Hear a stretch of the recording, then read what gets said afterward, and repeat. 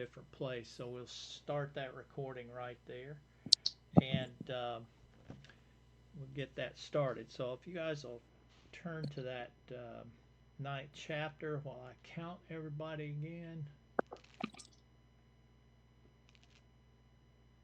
There we go.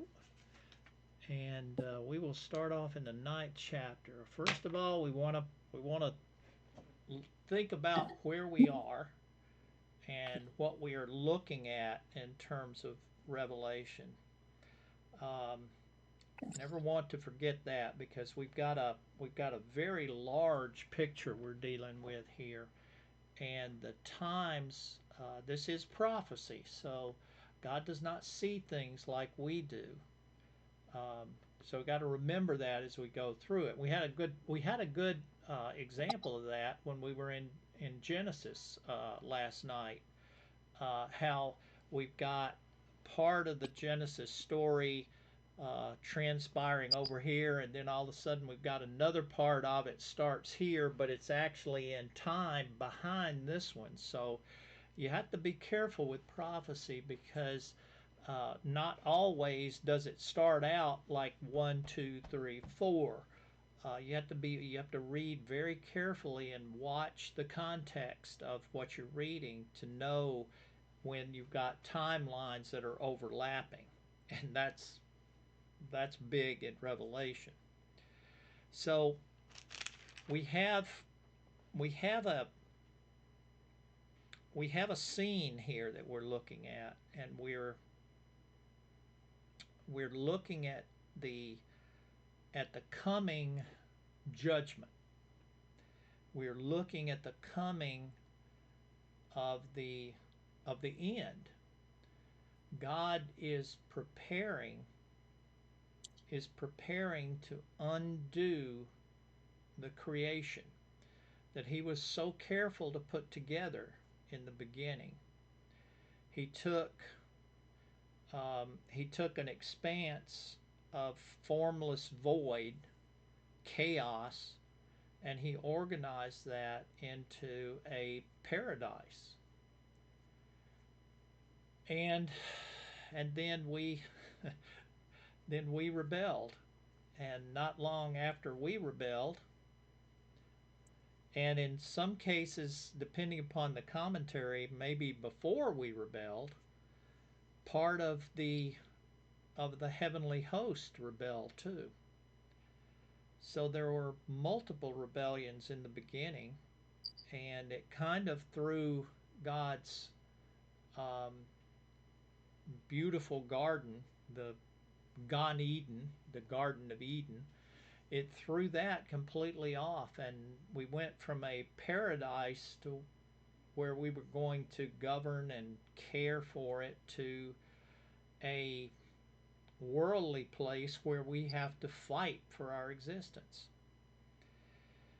But still, even with that fight, the world is a beautiful, wonderful, amazing place. When you look out, I mean, I'm looking out the window at the trees out there and just seeing them swaying in the breeze, and it takes my breath away when I think of the complexity of God's creation. But he is preparing to undo it, because he has come to the end. His plan that he has from the beginning, he and his he and the Godhead, the Father and the Son and the Holy Spirit, had the plan that they were going to achieve.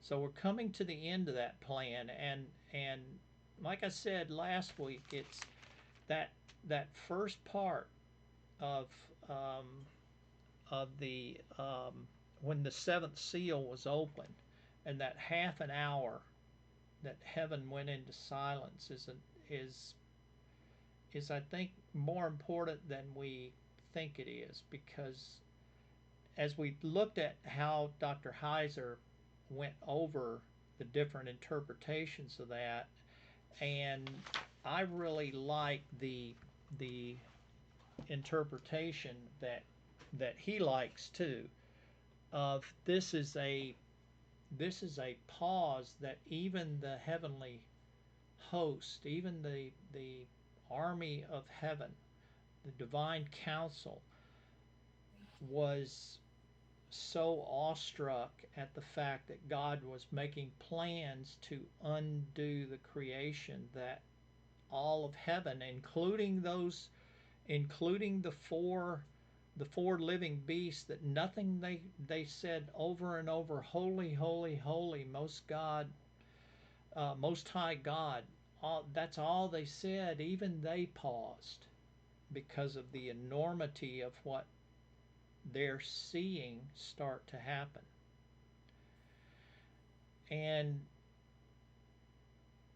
John was broken up that we had this scroll that was going to tell us what happened, but no one was worthy to open it, until John looks and sees the lamb that was slain. He sees the one that is worthy to open that scroll to show the coming judgment. And once that has started, the the beginning of the judgments we're now seeing. We're seeing with John, from John's vision, we're seeing what John sees in terms of the coming judgment. And it starts with the seals, that each time one of the angels uh, calls for a seal to be broken, and or the lamb calls for the seals to be broken, and the lamb opens each one, and with each one we have a uh, we call them judgments. I guess we can call them judgments because they are things that are to happen. So we see those seals being opened, and finally the seventh one is opened. And then we start now seven more judgments that are coming. These are the seven trumpets, and we went over them last week. We looked at the first four trumpets, and the first four, and those seem to be grouped together. And then we have the last three, because we went through in chapter 8 the first four trumpets, and then after the fourth trumpet there was an eagle that flew over. And remember, the eagle says at the last of chapter 8, woe, woe, woe to those who dwell on the earth at the blast of the other trumpets that the three angels are about to blow. So even with those first four, and remember the first four, hail, fire mixed with blood, these were thrown upon the earth, and a third of the earth was burned up. The second trumpet, a great mountain burning with fire was thrown into the sea, and a third of the sea became blood. The third one, a great star fell from the heavens, blazing like a torch, and it fell on a third of the rivers.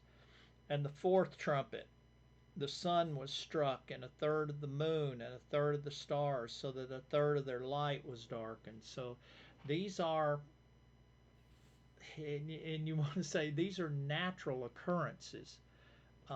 They're very similar to they remind us, of the plagues on Egypt, and we're reminded of that because they are reflections of the judgment on Egypt, of God, from delivered by Moses. So we get that same kind of judgment that begins with the opening of the seventh seal. And now we look at the last three trumpets, and we're going to start with the first verse in chapter 9, and this is right after the eagle. And the fifth angel blew the trumpet, and I saw a star fallen from heaven to earth, and he was given the key to the shaft of the bottomless pit. And he opened the shaft of the bottomless pit, and from the shaft rose smoke like smoke of a great furnace, and the sun and the air were darkened with smoke from the shaft. Then from the smoke came locusts upon the earth, and they were given power like the power of scorpions of the earth. They were told not to harm the grass of the earth, or any green plant, or any tree, but only those people who did not have the seal of God on their forehead. And they were allowed to torment them for 5 months, but not to kill them. And their torment was like the torment of a scorpion when it stings someone. And in those days people will seek death and will not find it. They will long to die, but death will flee them. In appearance. Sorry, I paused there. I thought I was at the end of that one. In the appearance, the locusts were like horses prepared for battle. On their heads were what looked like crowns of gold, and their faces were like human faces, but their hair like women's hair, and their teeth were like lions' teeth, and they had breastplates like breastplates of iron, and the noise of their wings was like the noise of many chariots with horses racing to battle. They have tails and stings like scorpions, and their power to hurt people for 5 months is in their tail. They have as a king over them the angel of the bottomless pit. His name in Hebrew is Abaddon, and in Greek he is called Apollyon. The first woe has passed. Behold, two woes are still to come. So we want to stop there with the first woe. This is a brutal, brutal thing that we're looking at here, where there is a star fallen from heaven to the earth, and he was given a key to the shaft of the bottomless pit. Now, most of us know that when you hear in the Bible tales of stars and great celestial events, those stars usually represent angels, and that is in general agreement what we've got here. I saw a star fallen from heaven to earth, and he was given a key to the shaft of the bottomless pit. This is any Hebrew in this time would know exactly what they're talking about here, because this is a very well-known um, history. Um, and I want to call it that because um, this description of this bottomless pit and the things that are in this bottomless pit that are locked up in there, this is very well known to any Jew at this time in history, and back 400, 500 years also. There is a huge amount of literature that was written after the last prophet, um, in the Old Testament, between they call it the intertestamental period, or the Second Temple period. Um, there's a huge amount of literature written on it, and um, we've talked about it before. Um, it's the Book of Enoch, the Book of Jubilees. There's a whole bunch of them. I just got me a volume. I had a few of them, but I found I found a volume where it's got 180 of them, of the different apocrypha that were written around this time, and it's a really nice volume. Didn't cost but about I think $20 or something, and it's got a lot. This is not biblical, but this is extremely important because this is basically the Encyclopedia Britannica of the Second Temple period. This is historical writing. Somebody writing the history, the stories, the legends of this time and the times before. They were writing this down so that people would have them. So I think of this as sort of the Encyclopedia Britannica of that time in history. And it describes historical events, and in in terms of what we know here in chapter 9, this was a very well known, and in fact, one of the this bottomless pit and the heavenly beings that are imprisoned in this is one of the points, one of the few points of agreement that most all of these have in common. And that makes it very important for us to know what a Jew was thinking. Because when we read this, we said, well, there's a star fallen from heaven and was given the key to the shaft of the bottomless pit, and he opened it, and this fire and smoke and these locusts came out. And, we're kind of thinking, I have heard a lot of commentary on what these locusts were. They talk about them being like horses prepared for battle, uh, crowns of gold. Their faces were human. Their hair was their teeth were like lions. They had breastplates. I've heard people say that this was tanks. Um, you know. Tanks of people coming across when we had the 6 Day War. That was it. That was everybody was saying, "Oh, there it is, right there. That's the locust that they're talking about." So I've heard a lot of that. Um, I kind of have backed away from that a little bit now. Um,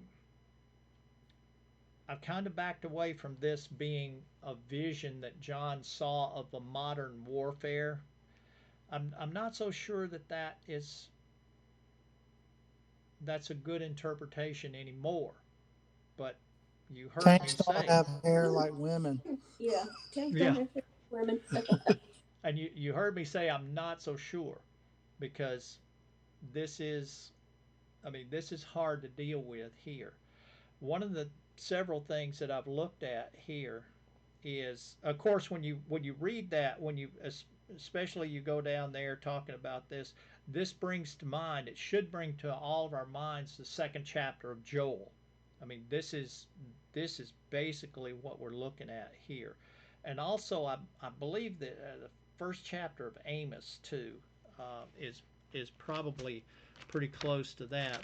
Let's go read that real quick. The second chapter of Joel is something that we're gonna see it again. We're gonna see it again come up. So turn back into your Bible, second chapter of Joel. This is one of the minor prophets, so you have to kind of stumble around a little bit unless you've memorized the sequence. Which no, I'm too old to be memorizing that. But no, that's Malachi, gone too far. There it is, Joel. So second chapter of Joel, and second chapter of Joel, blow a trumpet in Zion, shout an alarm on the holy mountain, let all the inhabitants of the land tremble, for the day of the Lord is coming, it is near.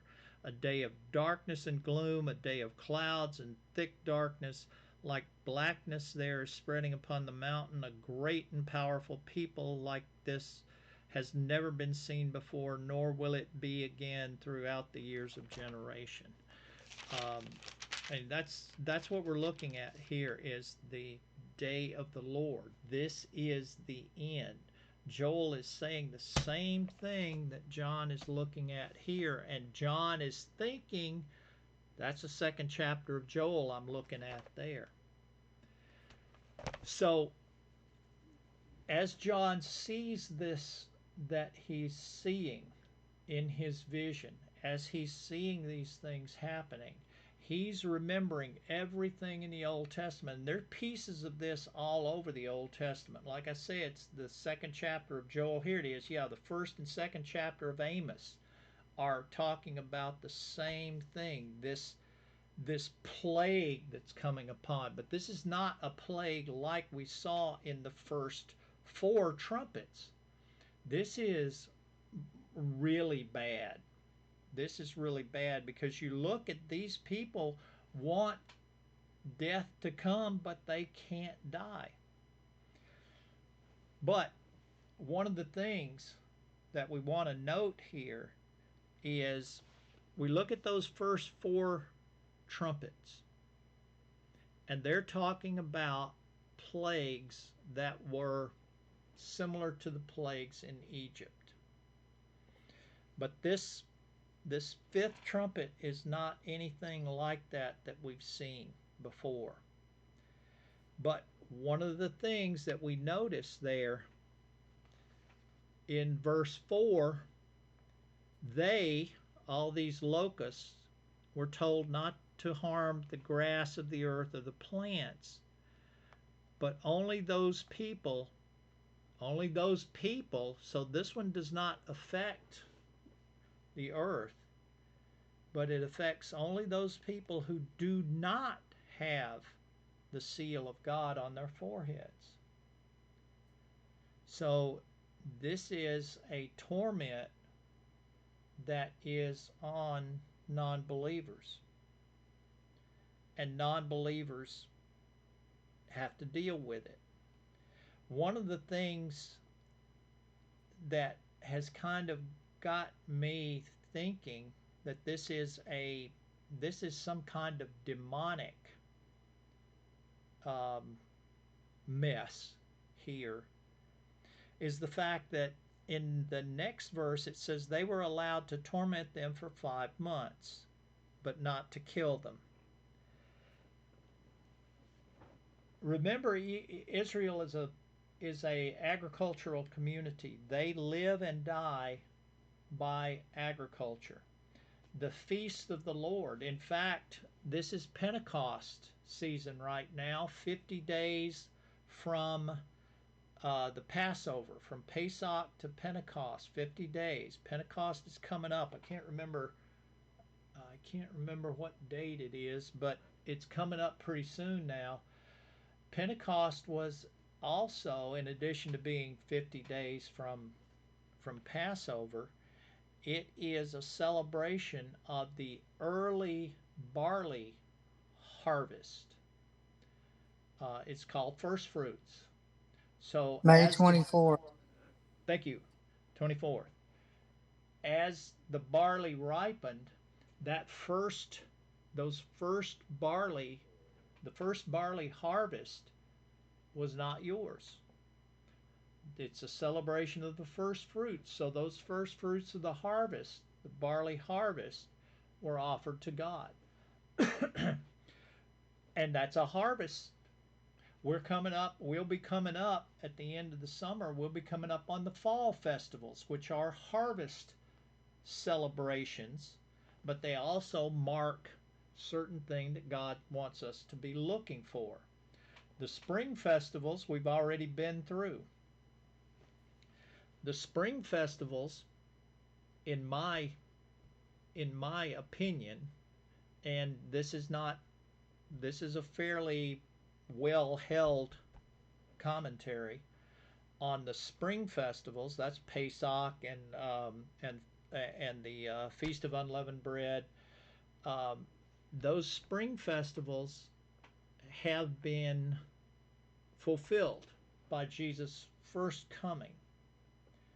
You know, we're all familiar with the Passover that he celebrated, which is a reflection of the sacrifice. And in fact, that's the lamb that we're looking at right there. That lamb that we're looking at, that we keep seeing in Revelation, that's the Passover lamb, the sacrificial lamb that they offered at Passover so that God's destroying angel would pass over their firstborn. So those spring festivals have been fulfilled by Jesus' first coming.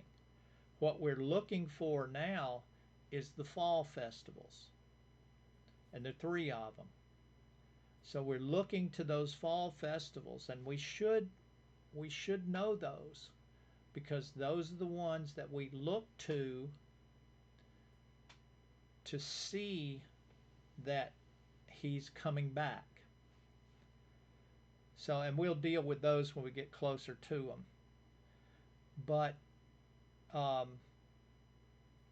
these these are appointed times that God gave us, and He told us to remember them for all generations. So we should remember them. We should take note of them. Pentecost coming up, Jesus told them to look for Him at the next festival. And the next festival coming up after Pesach, after Passover, was Pentecost, Shavuot. That was the next one. They should have known something was going to happen, and it sure did. It was the first fruits, the coming of the Holy Spirit. So we need to pay attention to those, because we're going to see some of that coming in here in Revelation for the fall festivals that we should be looking for.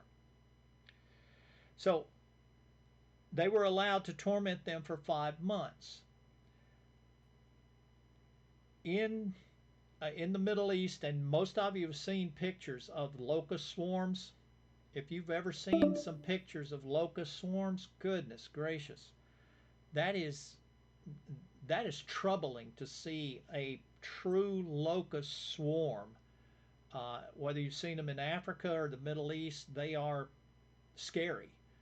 And the things are not but about that long, but they're everywhere, and they eat everything. That your wheat, your barley that you got, it's gone. They just eat everything. And the locust season comes every year. Most of the time, it's just a few locusts, and they do some damage, but everybody gets along. But occasionally, the the weather gets off. It's cooler, it's hotter, and you get a true swarm, which is what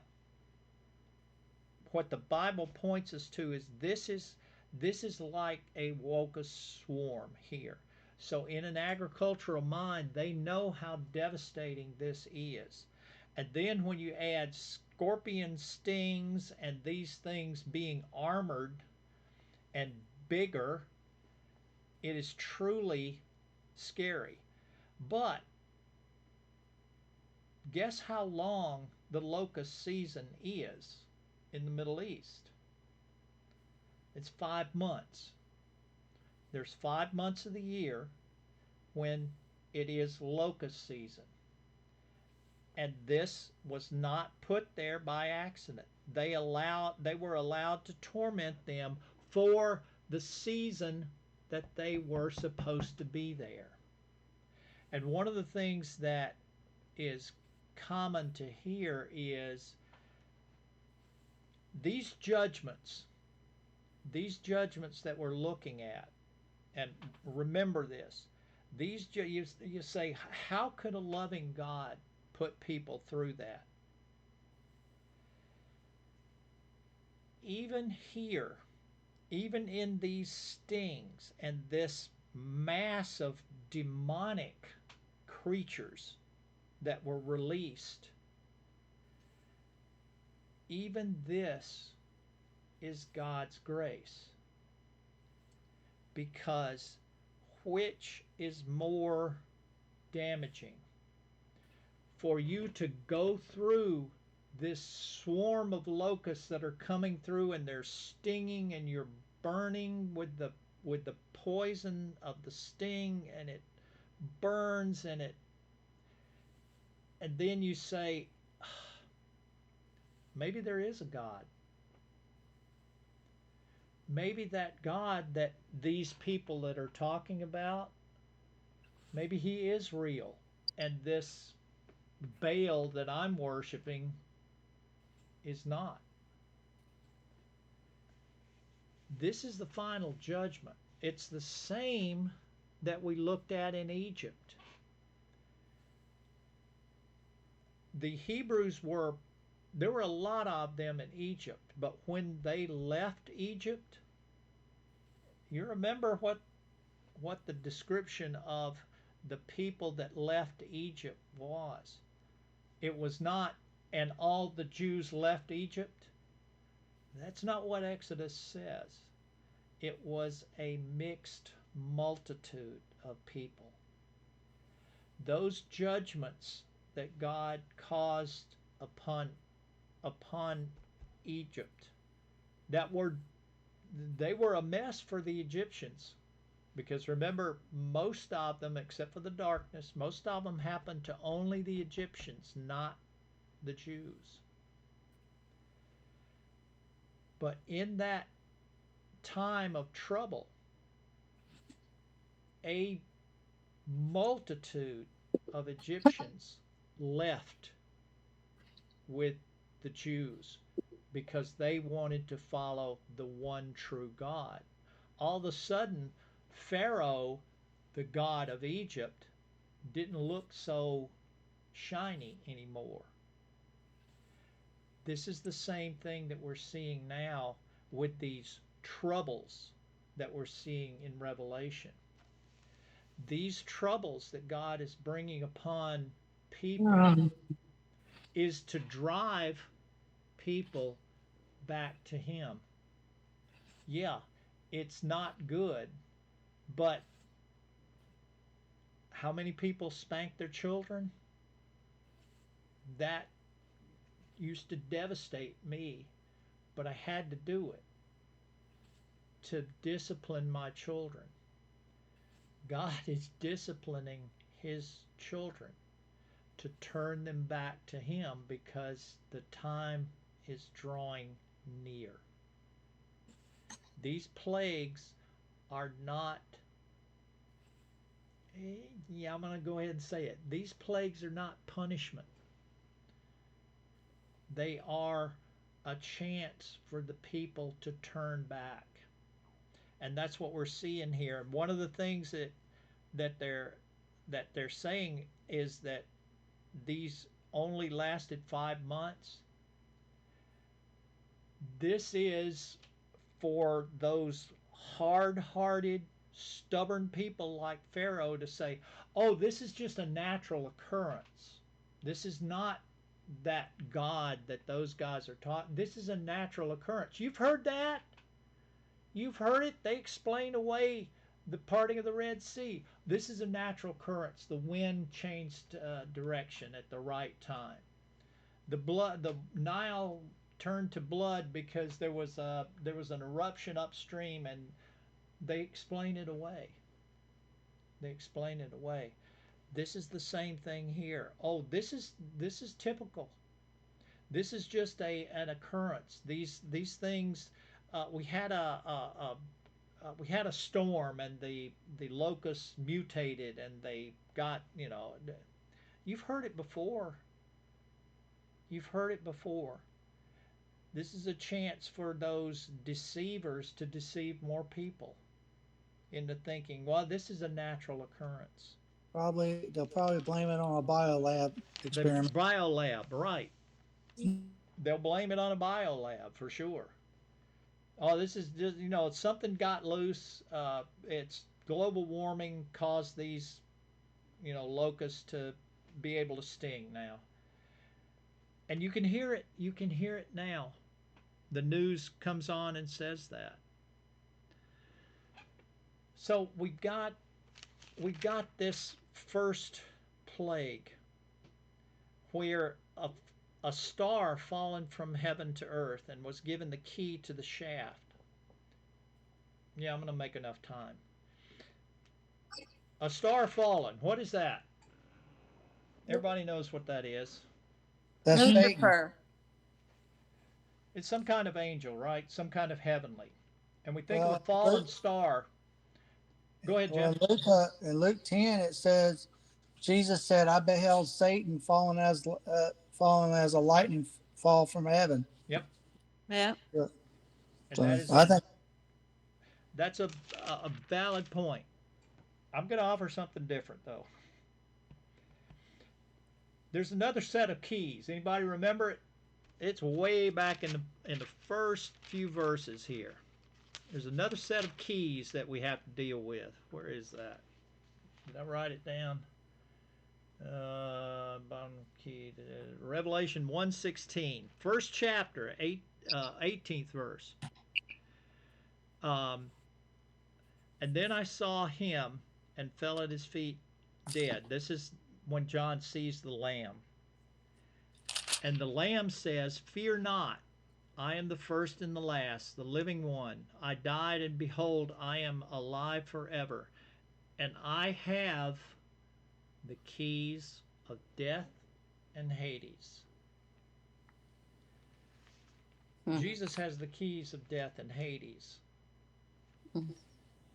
That's one of these keys, probably Hades, was given to this angel.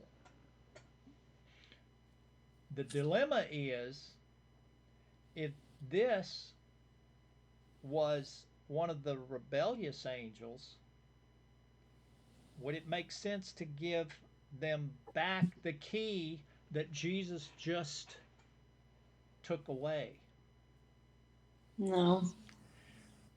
I always thought that this was the big guy himself, the deceiver himself, but then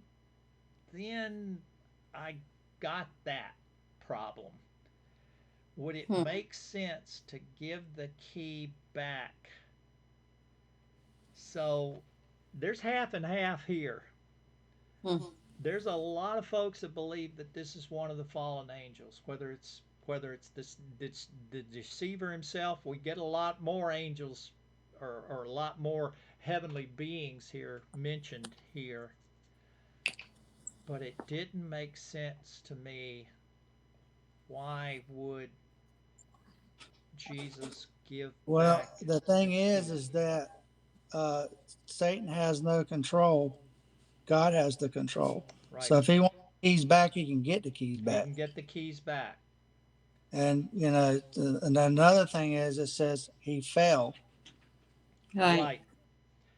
That So the fallen part from so heaven you to got a the earth fallen is a angel. problem. Is You a have a problem for fallen. that interpretation. But I want you to keep it in mind. Keep that in mind.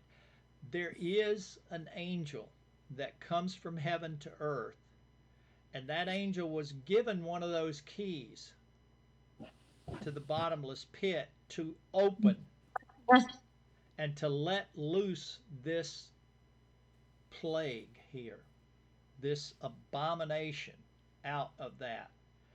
And like I said, every Jew knew what this was. This is the bottomless pit. It's called Tartarus, and we're going to see it again.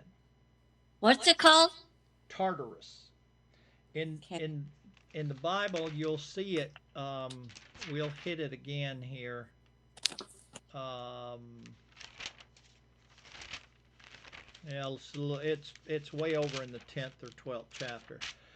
It's called hell, but when we hit it, I'm going to let you know where it is, because you need to make you a note in your margin that it's translated hell.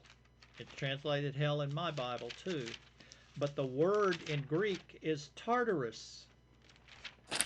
And when you look at some of the apocryphal writings, these guys here, that word is mentioned multiple times in the book of Enoch, in the book of Jubilees, there's 3 or 4 more of them that describe this place, that those angels that came down in chapter 6 of Genesis and took women and created the race of giants that we call the Nephilim.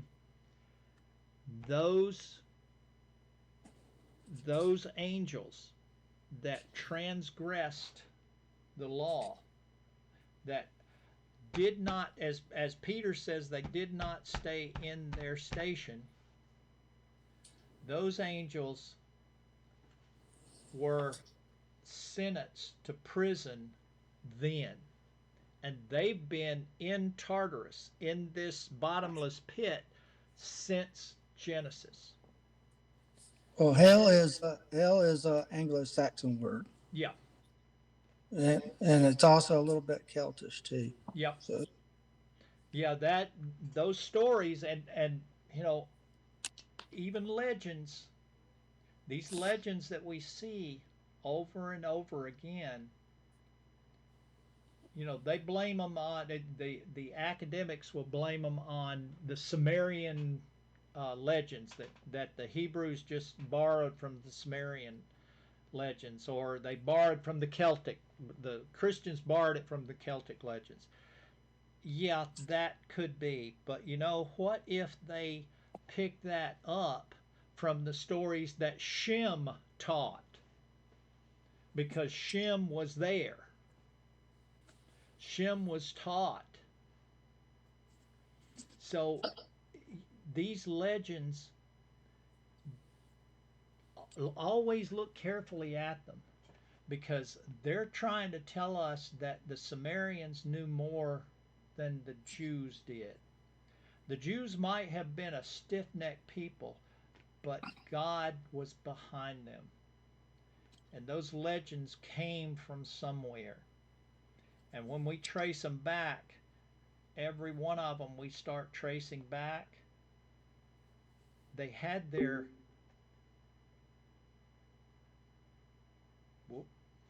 okay,